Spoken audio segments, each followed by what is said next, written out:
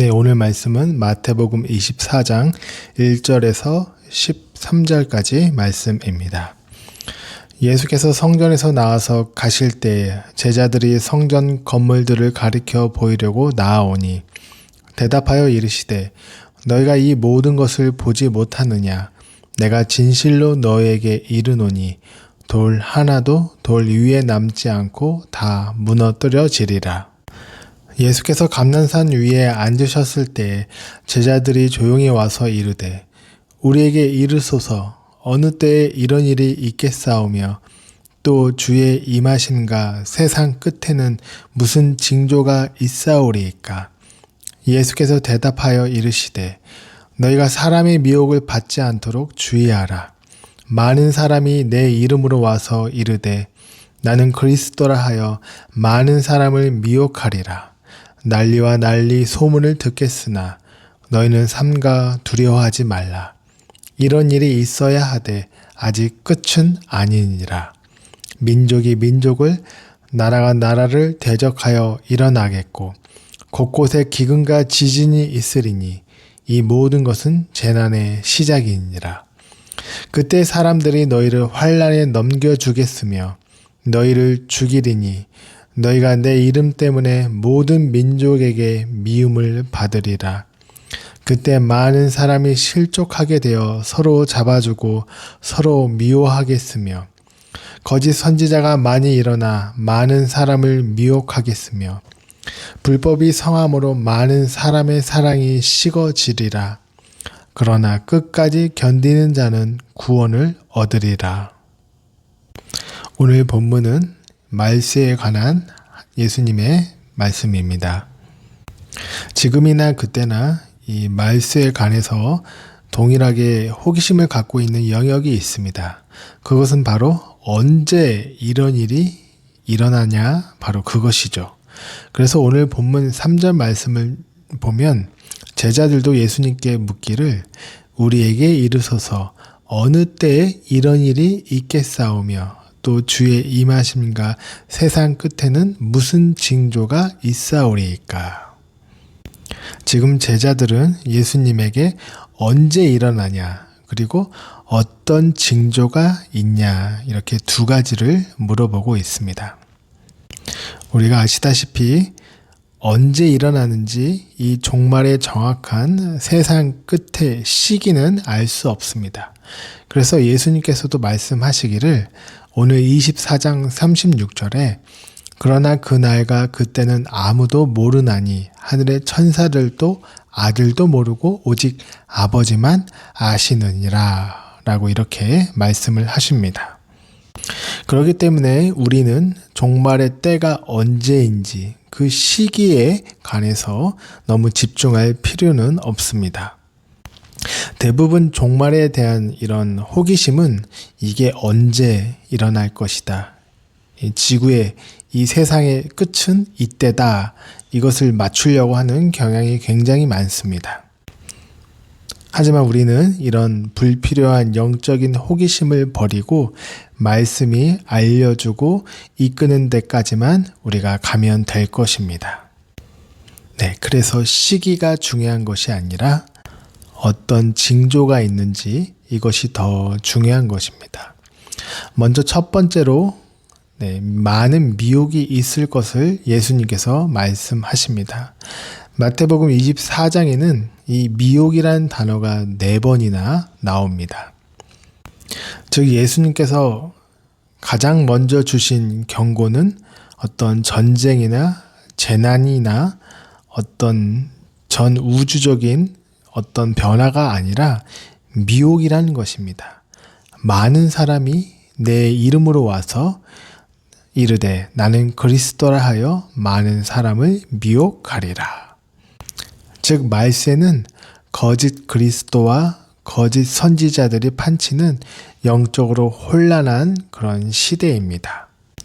미혹이라는 것이 쉽게 이야기하면 길을 잃어버리는 것입니다.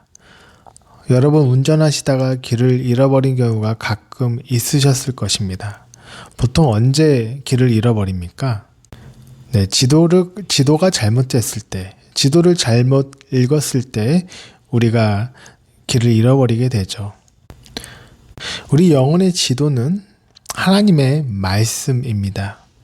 그렇기 때문에 우리가 이 말세에 미혹을 당하지 않고 길을 잃지 않기 위해서는 절대 변하지 않고 흔들리지 않는 하나님의 이 기록된 말씀인 성경을 우리가 잘 붙잡고 또 매일 보고 묵상하면서 나아가야 될 것입니다. 뿐만 아니라 두 번째로 여러 재난이 바로 이 말세의 징조입니다. 그래서 세계 곳곳에서 난리와 전쟁, 기근, 지진 등이 일어나게 될 것이라고 말씀하고 있습니다. 그래서 특별히 전쟁이 일어나거나 어떤 큰 재해가 일어나게 될 때 우리는 두려워하게 되죠. 주님의 때가 정말 다가오고 있구나. 하지만 이것은 예수님께서 처음 이 세상에 오신 이후에도 계속 들려온 소식입니다. 그렇기 때문에 이 세상의 불안정한 소식에 우리가 일희일비하지 않고 사실 모든 것이 하나님의 주권 안에 계속 진행되고 있음을 우리가 인정하면서 우리가 평정심을 가져야 될 것입니다. 이런 일들이 있을 때마다 우리가 더 두려워하기보다는 주님의 때가 가까이 오고 있다라는 그런 신호로 받아들여야 될 것입니다. 또 한 가지는 바로 사랑의 타락입니다. 환난과 핍박으로 인해 많은 사람들이 실족하고 또 서로 미워하고 사랑이 식어지는 현상이 일어난다고 오늘 본문에서 이야기를 하고 있습니다. 사실 외부의 핍박이나 공격보다 더 무서운 것이 이런 교회나 공동체 내부 안에서 사랑이 사라지게 되는 것이죠. 그래서 말세에는 자기를 사랑하고 돈을 사랑하고 쾌락을 사랑하고 이웃과 하나님을 사랑하지 않는 그런 일들이 더 일어나게 된다는 것입니다. 수많은 미디어와 영화나 노래에서 사랑을 이야기하고 사랑의 시대인 것 같지만 실제적으로는 하나님을 사랑하지 않는 그런 사랑의 타락의 극치가 일어나는 이런 시기가 바로 종말이라는 것입니다. 그래서 우리는 진정한 사랑, 예수님의 십자가의 사랑을 다시 한번 상기하면서 서로 격려하고 사랑을 회복하는 데 힘을 써야 될 것입니다. 특별히 오늘 본문 마지막 13절 말씀을 보면 그러나 끝까지 견디는 자는 구원을 얻으리라. 이 말씀은 환난과 마지막 시대를 살아가는 우리 성도들에게 주시는 약속이자 동시에 명령입니다. 끝까지 견딘다는 것은 우리의 믿음을 포기하지 않고 주님 오실 때까지 신실하게 지킨다는 그런 내용인 것이죠. 그런데 이 성경 구절을 오해하기 쉽습니다. 만약에 견디지 못하고 중도에 탈락하게 되면 구원을 받지 못하는 걸로 이렇게 이해하기 쉬운 성경 구절입니다. 그러나 여기에서 있는 이 견디는 것, 인내하는 것, 이것은 구원의 조건이 아니라 구원을 얻는 자들에게 나타나는 구원의 증거입니다. 즉 약속입니다. 사실 견딜 수 있는 힘, 이것조차도 성도의 노력이나 능력에서 나오는 것이 아니라 성도가 끝까지 견디게 하고 보존하게 하시는 하나님의 능력, 하나님의 주권에서 나오는 것입니다.